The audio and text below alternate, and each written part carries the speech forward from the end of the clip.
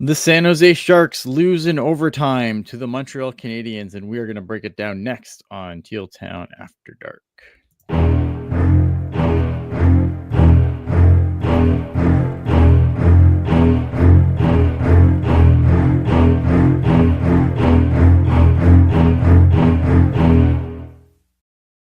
But of course, if you want to be part of the show, hit us up on all social media. If you want to help the show, you can do so by either hitting us up on the Venmo at Teal Town USA, or you can leave us a super chat.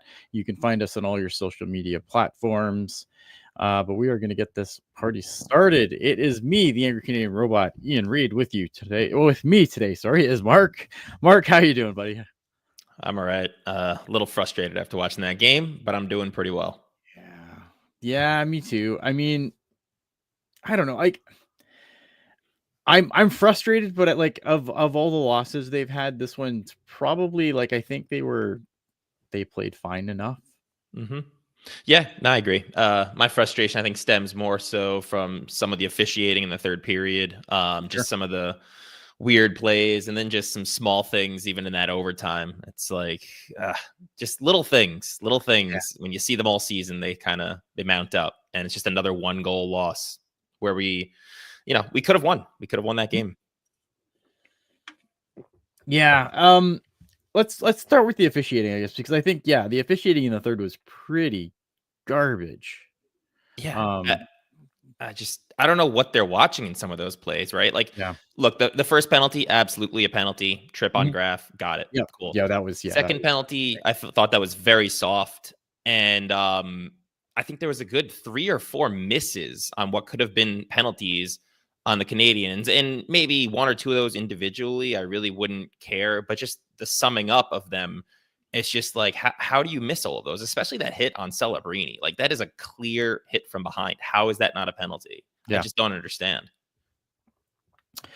Yeah. So Fabian Zetterlund opens the scoring.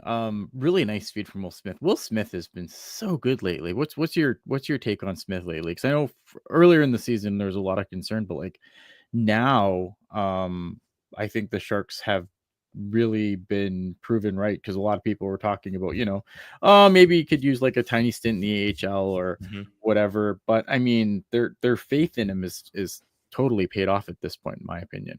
Yeah, there have definitely been stretches where I think, he wasn't at his best, and you maybe could have assumed he could play some games in the AHL to get some confidence. But I think you're seeing that confidence. The last 10 to 15 games, he's in the right position a lot more than he was early in the season. He's making plays with the puck that show the confidence, and he's making the right plays. There were times early in the season where he would try to make either a certain dangle or a certain move or a pass that just didn't go to the right place. But you look at it today, I'd say he might have been our best player. He was very good on the puck, creating chances, also in the neutral zone. He's looking better in areas of the ice where earlier in the season he was mostly invisible. Yeah. Obviously Nick Suzuki would respond not too long after that. I didn't hate this goal. I don't think it was an amazing goaltending, but it was not the second one. I don't know. It sucks, because I think after that, I thought Montreal completely took over the game. Yeah, definitely for a period there. I think, and we see this a lot kind of with the Sharks, right? Yeah. It's what separates these good teams versus the bad teams. And you see it where the better players just kind of take over. They build upon momentum. They build upon good shifts, and they use little plays like that to kind of then take over the game for, say, a 10, 15, 20-minute period. Yeah, and then Nico Sturm responds after he gets his 6th of the season. I see Nico Sturm get on the board, especially because I feel like he's a guy that there's not a lot for the Sharks to deal at this point. They already dealed their guy. I think that was going to give them their best return. But Nico Sturm, I think there's probably a playoff team out there that's going to be we could use a Nico Sturm, rings in the room, all that. But crazy move by Graf to set it up. I mean, Graf does all the work there, and Nico's just kind of able to kind of just clean it up. Yep. And Graf's another guy who's starting to look like he's got a bit more confidence when the puck's on his stick. This team, I've kind of felt for a period of time that the offense is coming from a good 4, maybe 6 guys. But I think he's another name that can maybe generate some of that offense. Maybe not too consistently, but there are certain players on this team that when they're in the ice years, like, we just don't want the puck to end up in our net because most likely we're not going to score a goal. But that move he made on that goal was absolutely sick. I mean, I almost want to just give him the goal because it really was all him. It really was. Yeah. I mean, Nico kind of just get right place, right time. We'll get to that, Tiger. Yeah, and then Nick Suzuki scores again. I was kind of like I'm going to Ottawa, so I was packing, and I wasn't really like, I had the volume kind of on, but not really. And at first when I saw it, I thought maybe Caulfield had bumped Georgiev, but then when I watched it again, like, Georgiev just falls down. Yeah, it looks like he loses his footing. He almost tangles himself up. It was hard to see because also the camera angles then didn't really show the greatest. Like, normally if there's a goal interference, they'll show the overhead, right? So you can see kind of what happened there. But I don't think I ever really got a clear view. Live, I was hoping for the same thing you said. I was hoping, maybe there's a player there that's goal interference, goals coming back. But in the end, it really was just him doing something there. Yeah, I don't know what to make of that. Takes us to the second period. Montreal had outshot the Sharks 13-7 in the first period. I thought a good middle frame from the Sharks, though. Will Smith obviously scores his 9th goal. Really nice goal. And I thought the Sharks did a pretty decent job carrying play in the second period. I think they outshot Montreal like 10-6 or something along those lines. But I mean, Will Smith again, like, just a really good play to set up the first goal. And I thought on this goal here, like, he's really come on lately. And I kind of like that group they have him with too, is Zetterlund. Yeah, they've had some chemistry. And now that with the 2 points, it pulls him up to, I believe, 4th in rookie scoring, or at least tied. But it's obviously a big gap between him then and Michkov. But it's nice to see. You see him, especially coming on over these last 10, 15 games. I don't know the point totals, but it's got to be somewhere around 10, 11 points in that time frame. So he's becoming a consistent contributor. Yeah, and then the third period, obviously, the Sharks have trouble holding on, and Alex Newhook gets his 11th of the year. I didn't love this goal. Like, I don't think Georgiev was terrible today. I don't know. Where are you at on Georgiev? I didn't think he was like terrible, but obviously, like, I don't think this is a performance that you're gonna circle and be like, this is one of the greatest goaltending performances I've ever seen. I'm so glad you asked, because it's something that was kind of on my mind. But here's the thing: it's just like, I've gotten to a point now since we've traded Blackwood where I'm really sick of our goaltending. And that obviously doesn't include Askarov, because, he's developing. He's also been in the AHL. Now I think he's injured. But like Vanacek and Georgiev, they both just, like, they don't inspire anything. Like, even in their good games, it's never like, wow, that game from Blackwood was absolutely insane. It's right. Like, they're just there. They're NHL goalies, and I'm really ready to move on to either the Askarov era or someone else who's a stopgap, just because watching those two leaves very little inspiration for me. Yeah, I can't imagine it not being Askarov next year at this point. It has to be, right? Like, yeah, it has to be. Yeah, like Vanacek, I think Vanacek was good in the Winnipeg game, but again, like, it's kind of a one-off, though. It's nothing like it's nothing that inspires me to be like, oh, from either front. It's not like, oh man, GMs or scouts are going to see that game and they're totally going to start throwing picks for one of these guys. Like, I don't know, man. I couldn't see it. I'm trying to think of scenarios where maybe a team would want one of them, but it would have to be like both of your NHL goalies are hurt and maybe your third guy is going to start, and then you want to bring in Georgiev or Vanacek as a backup just for some veterans. But why else would you trade for either of them? I just feel like there's better, like, you could probably find a better goalie out there. Yep, for sure. And it from a different situation. Like, I don't know how much tread is left on the John Gibson tires, but like, isn't that the guy you're going to be looking at this point if you're looking to get a goalie? Exactly. Or even like, I know another name that's been bounced around a lot. No, I don't prescribe to this personally, but I do wonder if somebody takes a look at Jordan Binnington, given where St. Louis is, especially what he just did with Canada, right? And that's what I mean, right? Very well in the big game. So I don't know, man. Like it's not something like, again, it's not something I prescribe to. I would not be going out and putting my playoff hopes on Jordan Binnington, but Agree. Yeah. I don't know.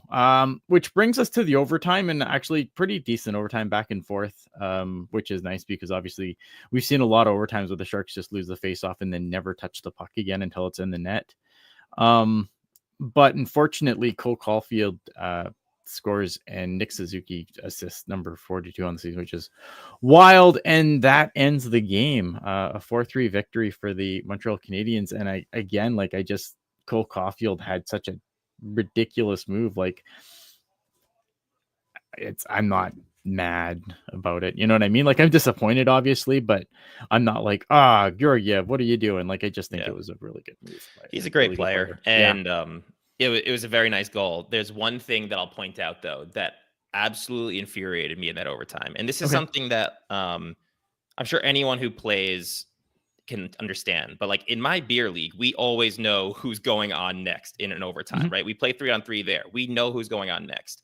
That last shift, Graf couldn't get off the ice, right? And there's one part where he's literally motioning with his arm up to the bench that he's going to cycle around and come to them. Nobody jumps on, so he stays on. Then he does it a second time, and a guy jumps on, but he has to stay on at that point because he also didn't know if they're going to jump on. And we actually had 4 guys on the ice for a good 3 or 4 seconds before one of them went back to the bench. But it's like, how does the person who's coming on next not know there and not paying attention? Your eyes should be glued to the player you're replacing, right? And, I think some of that, the goal ended up following about 10, 15 seconds later. And some of that maybe could have been avoided if you had the fresh legs on there earlier. Maybe some of the play in the neutral zone would have happened differently. Who knows? But it's just some simple little mistakes like that. I just don't understand at the NHL level. No, I agree. So this win for Montreal puts them within 5 points of the Eastern wild card picture. And like, again, I think the Sharks are going into Ottawa on Saturday, and there's another team that's trying to hang for dear life in this wild card race. Like, none of this is going to get easier for them. And Ottawa's lost 5 in a row too. Yeah. So that's going to be a desperation win necessary for them to stay in that race. Now they can lose another game, in my opinion, because they're going to be there to watch it. Okay, nice. Yeah. That's why this one's not going to be a super long one, because I have to go to bed because I have to be on a plane at 6:45, which is fun. Yeah, I don't know. Like, what's your take on the Eastern? Well, have you heard this Eastern Conference playoff race? It really wouldn't matter for the Sharks anyway, but I look at it and it makes me very glad that the Sharks are not a good team in that conference. You see teams like the Bruins on the outside. The Islanders aren't a good team, but they're not a bad team. A lot of these teams, there's a good 7 or 8 teams within 6 or 7 points of each other, all of which I think in a 7-game series could be pretty good, right? Yeah. You look at some of those growing teams that have been kind of rebuilding for forever, like Ottawa or Detroit, and I think those are the teams I'm kind of pulling for here. And obviously Columbus, along with the rest of the hockey world, is kind of pulling for them. But the Rangers are on the outside. It's a tight race. And, it's going to be an extremely exciting, I think, April, those first couple of weeks, because that's when those games are pretty much going to be all playoff games. Yeah. I know you're new. What's your take on the Rangers? I have to get your take on the Rangers. I'll say most people here. So my dad, he's a diehard Rangers fan, has been a season ticket holder for 54 years. My brother and I are both disappointments to him for not being Rangers fans. But I will say, I think a lot of Ranger fans are actually pretty soured on the team. You have your standard homers and biased fans. Sure. When you watch them, they just are not an inspiring team. I think most of their players are underperforming, especially some of the guys who previously were very good. And then you give a guy like Shesterkin, $11.5 million, and he hasn't been great. I think missing the playoffs could be a huge wake-up call for that franchise. So it would be interesting to see how they react if they sell some of those big names, if they, want to still give it another kick. It's going to be interesting, but I'm not sold on that team at all. I've watched them a good, I'd say 7 to 10 games this year, and I've never once felt they looked really like a lethal team when facing another top team. Which is crazy, because this is a team that was in the Eastern Conference Final, won the President's Trophy. Like, it's just crazy how fast things can fall off the wheels. Exactly. Yeah, I don't know. So obviously we have the draft coming up soon. what is your like? Because obviously Schaefer's the guy, right? You're like, I'm sure you're team Schaefer as well as the Yeah, guy. I think so. If they don't, if they for whatever reason they don't pick first overall, who are you taking if Schaefer is not an option? I've heavily moved towards Misa, and I've even thought about him sometimes at 1, just because of what he brings. And I think actually tonight's game is a fairly good example of where I think the Sharks need some size. Yeah. There was a lot of bullying going on today from the Canadiens, and you could see it. It was hitting, it was slashing, it was a physical game from their standpoint. Actually, I found it kind of funny. The one time we threw a big hit was Costin, and then it resulted in the goal like half a second later. But I think looking at our future stars or future impactful players, you guys like Eklund, Celebrini, and Smith, none of them are big. Celebrini can definitely hold his own physically, even though he's not a big guy. So adding someone like Misa, who's I think 6'2" or 6'3", would be, I think, even though he's not a physical player, it would be really helpful. So in the draft, if we don't, with our top pick, add a player of that size, which we probably wouldn't, because Schaefer is like 6'2", but he's also not thought of as like a physical defenseman. Right. I wouldn't mind us using that later first rounder on a more physical defenseman or a physical forward. And then I really hope some guys like Musty, who's not necessarily physical, but at least he's 6'2", and Chernyshov, who's like 6'3" and over 200 something pounds. Those guys can start developing, because I think this team needs an infusion of some physicality. All right. I want to just hit the super chat here quick. Jerry giving us the $2 super chats. Thanks, guys, always for a great show. I appreciate you, Jerry. Again, super chats help keep the lights on, keeps us commercial free, so we always appreciate that. That's I'm glad you kind of went there with the last. Is there anyone you're kind of looking at with that later round pick? To be honest, not really, because this draft feels a little weak in the late first round. It's another reason why I actually wouldn't mind trading that for maybe a younger, I don't want to say established player, but maybe a prospect who has like a guaranteed NHL future, but is more of that mold. I don't think we necessarily need to draft a player there, but we could use it as a trading chip. Yeah. But I think they need to start thinking that way. Either a big defenseman coming in, a physical forward who, could either fill a really good third line role, both offensively and defensively, or a bigger winger to put in the top 6. Because otherwise we're going to be loaded with smaller guys in the top 6. And, at some point you're going to face teams either in the playoffs or regular season where they're going to bully you. And a lot of times that has an impact. Yeah, there's one player I did want to ask you about, because I always thought about like because obviously like we know that the Sharks need defensemen. What about what's his name? Give me a second. Hensler? Yes, Logan Hensler. Thank you. So he, I think, kind of fits some of this mold, but I also don't love drafting defensemen who don't seem to have a lot of offensive upside in the first round, because I feel like if you can't even score at the lower levels, your NHL prospects sometimes can be very challenging. I think last year it was a guy like EJ Emery ended up getting taken by the Rangers, but he's one of those guys who's like another defenseman who's fairly big and thought to be of a safe defensively. But you look back, even guys like Vlasic, who's thought of as a defensive defenseman, he absolutely torched the QMJHL. I think he's at like 70 or 80 points in like a 60-game season back when he was there. So I'm slightly hesitant with players who can't even contribute offensively at the lower levels. That being said, he's still already playing in the NCAA, so that's pretty good at his age. So if it's later in the first round and they see something in him where they think maybe he could be that middle pairing, physical / larger defenseman, I'm okay with it. But I'm not necessarily glued to him yet in the late first round, if he even lasts there, because I know some people have him going in the teens. Yeah. I just because obviously I don't watch any college hockey, so I know that that's more your jam. So I figured, well, I had you heard. I'd see what you thought, because I know it's a name that kind of like I've kind of looked at as like, oh well, right shot D, because that's I think something that it's always a commodity. It's a commodity. It's not something the Sharks have in abundance either. Like I think that's like the right side of their blue line is still pretty weak when you look at stuff. So I don't know, man. Alrighty. I don't know. Anything else? Anything else standing out to you? Not particularly. You mentioned the deadline. I really think it's going to come down to maybe one or two more names. I can't see the Sharks having much to offer. Like you said, with Sturm, depth fourth liner maybe on a good team. Veteran, okay, I could see someone wanting him. I know we've joked in the past about Cunnin getting traded. People love to throw Ferraro out there, but I don't think that's a type of trade that happens at the deadline. I think that's more of an off-season type trade if it happens. So I'm not really sure who else we really could see moving from the Sharks. I mean, maybe there's some other depth move in there where the Sharks pick up someone else from a team that's trying to shed either some cap or something. So we're like brokering a trade or just taking someone on for a pick. But I don't think the Sharks are going to be active. I think that trade with, oh my God, Granlund was kind of the big move of this trade deadline. Yeah.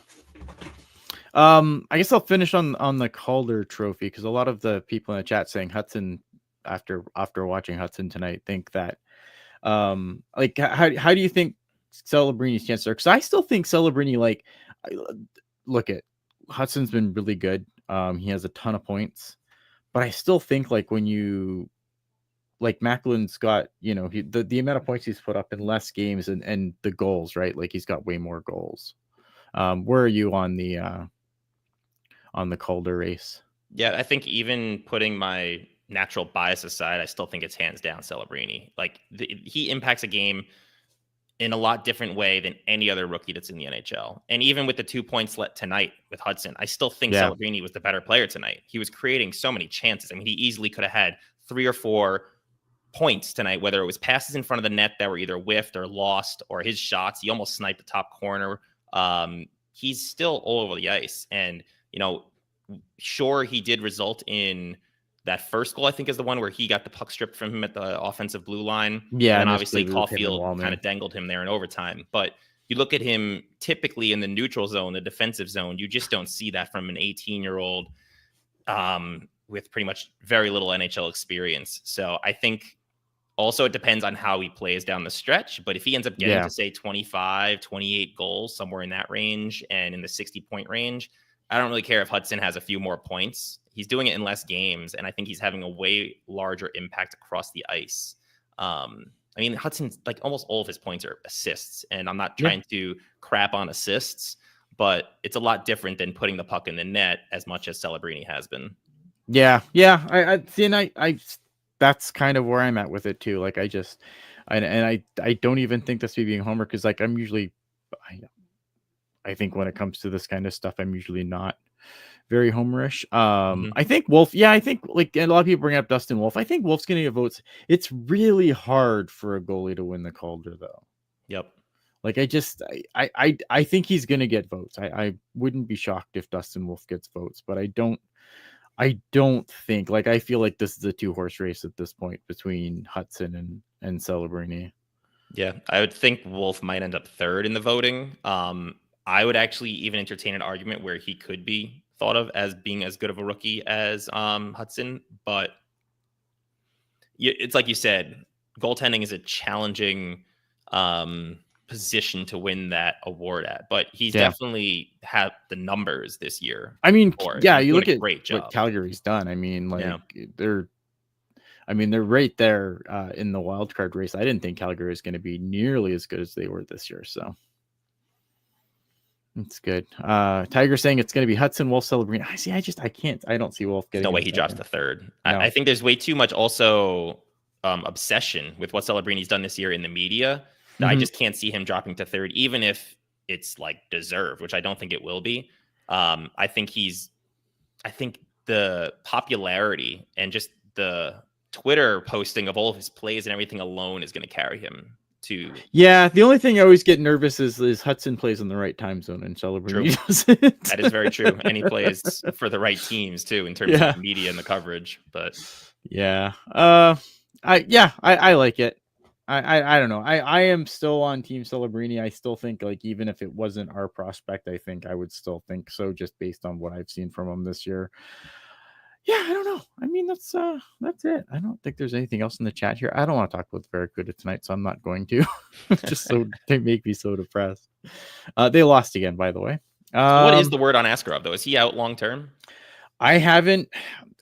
Injuries are really hard to get a feel for on the Barracuda because they don't really say much. And I find, like, we always joke about the teal curtain, but the teal curtain's way thicker with the Barracuda than it is with the Sharks. I haven't heard anything.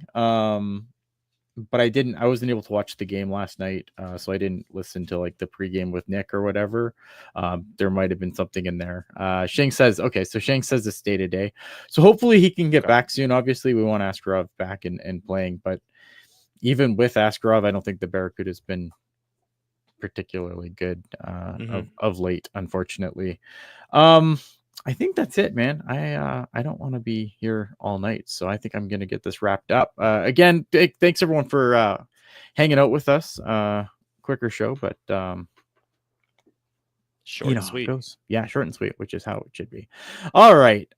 If you want to watch this again or you want to get it on the audio, you can always find all our stuff on tealtownusa.com. We are on whatever audio platform you are looking for. I am sure we are there. And of course, if you are watching this after the fact and you think we got something wrong, right, or whatever, leave us a comment in the comment section to help that interaction. Leave us a thumbs up, like, subscribe, all the wonderful YouTube stuff. Aside from that, we are happy to have you here, and we will see you on the next one after our game in the Ottawa Senators. So we will see you then. Have a good night.